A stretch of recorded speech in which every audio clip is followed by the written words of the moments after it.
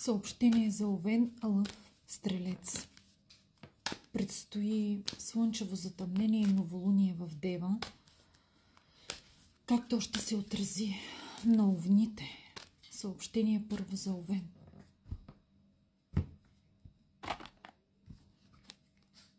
Овни, много петици. Показвам ги. Ето е вашата енергия, ето е вашата гривна, ръчна изработка, ето и мъжката. Искам да ви кажа, че тук дойдоха директно, се обърнаха две петици за вас. Петица жезли, петица чаши, в комбинация с един голям аркан Луната. Овни, това, което се е разкрило, някой е крил доста време, може би, от вас, защото вие в момента с този човек спорите, карате се. Това е човек от вашето семейство. И съобщението за вас е, че всичко до сега скрито на новолунието в Дева, ето я картата на Луната, ще излезе наяве. Лъв. Съобщение за лъвовете. Я да видим как ще се отрази слънчевото затъмнение, новолуние в Дева на лъвовете. Да видим.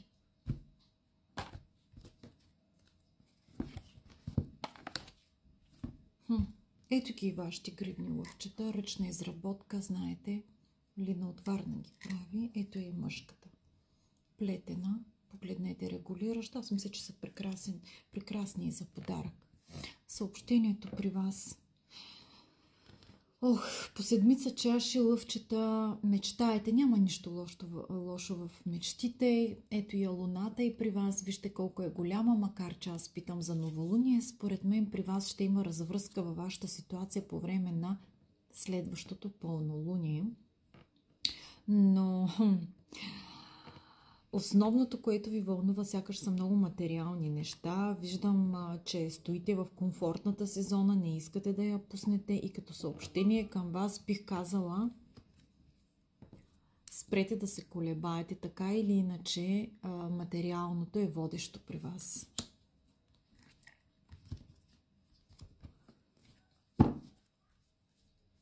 Стрелец.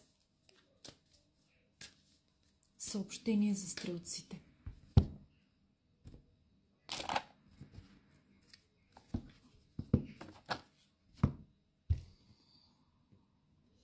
Стрелци, защо така?